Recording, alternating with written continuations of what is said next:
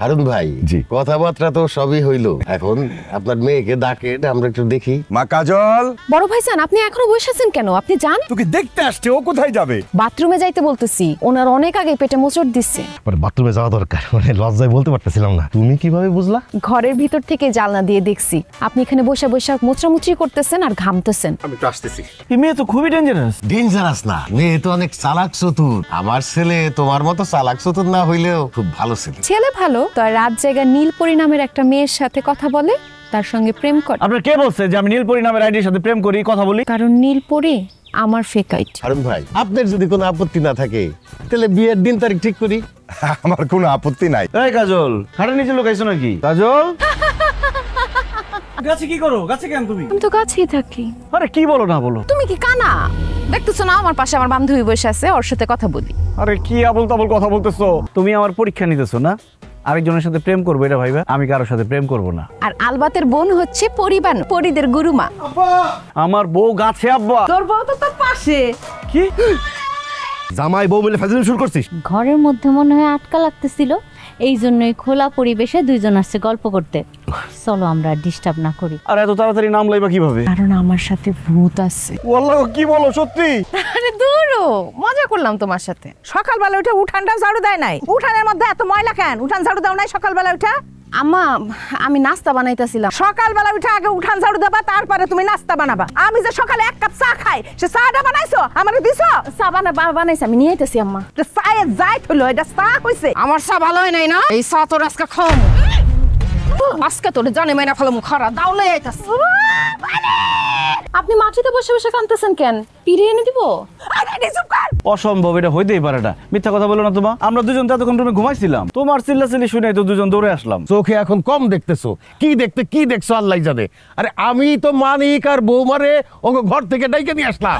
মারে ঘরে নিয়ে যাও তো। বাসরাত মনে হয় খুব ভালো কাটছে, একেবারে ভোর ভোরে গোসল করতে চলে আসছো। আর এত খালি ভয় পাইছি। তো আগে দুইবার দেখি একই দশা। কি কর না কম লজ্জা করতেছে। আমার দেওরারে আজকে আমি নিজের হাতে সাবান দিয়ে ডইলা ডইলা গোসল করাই দেব। আসো। আমি বউ থাকতে তুই ভাবি ওই আমার স্বামীর গায়ে সাবান মাখতাছস কেন? ছোট ভাইয়ের মতো ওরে তো আমি সাবান মাখতেই পারি। সমস্যা হইতাছে তোর নজর খারাপ। পরে আজকে পানিতে জমাবো। তুমি এখানে? পুকুরে ভাবিরে পানিতে চুবাইতেছে, তোমার মতো দেখতে শেখে। কাজল তো এইখানে আমার বউরে পানিতে চুবাইতেছে। কার এত বড় সাহস? তত দেই, ও তো নিজেই পানিতে ডুব দিতেছে। আমি নিজে ডুব দেব। মানিকের বউ কাজল আমার ডুবাই পানিতে মারতেছে।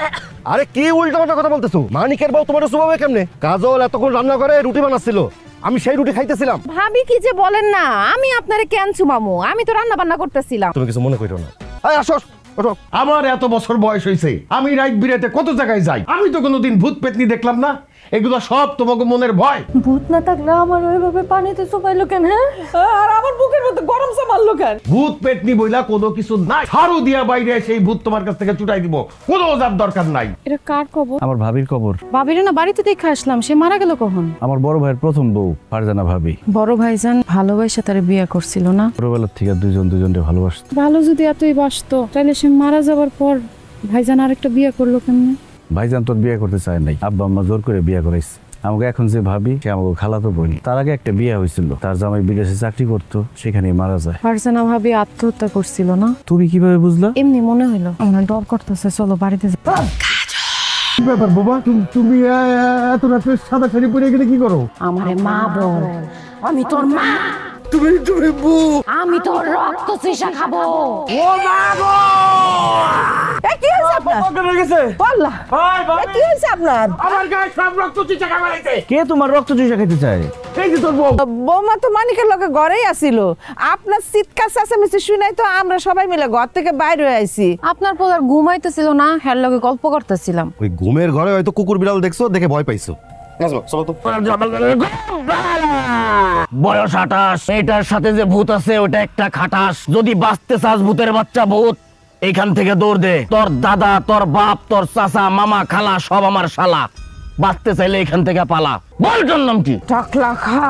তোর নাম টাকলা খা কি জন্য? কারণ তোর টাকলা মাথা খাইতে আমার ইচ্ছা করতেছি। আমার মনে হয় এটা মার্কেটে নতুন আইছে, আমি পারবো না, আমারে মাফ করে দে। আরে মার্কেটে নতুন আসুক আর পুরাতন থাক, আপনার টাকা দিছি না, আপনি ভূত তাড়ান তো ভাই। তোর শরীরের সব রক্ত আমি চুইসা খামু। তোর রক্ত চুইসা খাওয়া হইলে তারপরে আমি যাবো। এটা খুব ডেঞ্জারাস ভূত। আমি কেন বাংলাদেশের কোন তান্ত্রিকের কন্ট্রোল করতে পারবো না।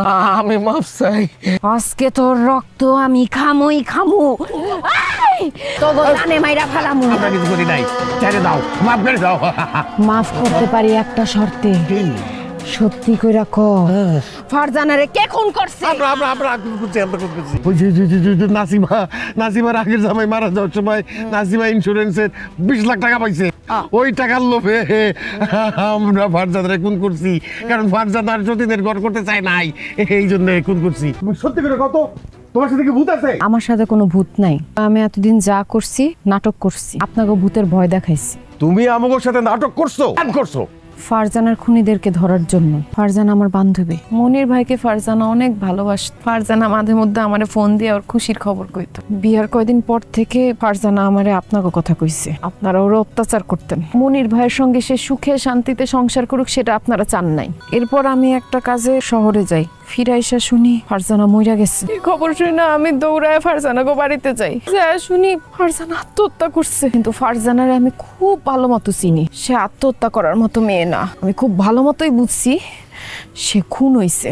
এরপর আমি আপনাকে ব্যাপারে খোঁজ খবর নেওয়া শুরু করলাম। মানিকের সাথে ফেক আইডি খুইলা আমি কথাবার্তা শুরু করলাম। আমি আপনাকে পরিবার সম্পর্কে জানলাম। তারপর ঘটক পাঠাই আপনাকে বাড়িতে। আমি মানিকের সঙ্গে আমার বিয়া হয়। তো কিভাবে আপনাকে স্বীকার করামো সে আপনার আমার বান্ধবীরে খুন করছেন? ভূতের ভয় দেখায় আপনাকে কাছ থেকে আমি সত্যি আদায় করলাম। তুমি একই সময়ে দুই জায়গায় কেমনে থাকতা?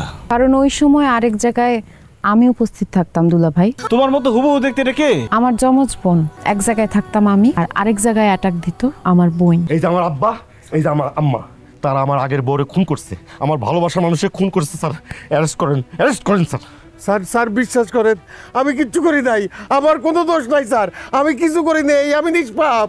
আব্বা আর মিথ্যা কথা কইও না। কালকে রাতে তুমি আর মা মিলা সব স্বীকার করছো, সব রেকর্ড আছে আমার কাছে। স্যার ভুল হয়ে গেছে, যা করছি টাকার লোভে করছি, মাফ করে দেন। দেখুন, আপনাদেরকে মাফ করবে নাকি শাস্তি দেবে সেটা সিদ্ধান্ত নেবে আদালত। আরে কি দেখতেছেন, চলুন।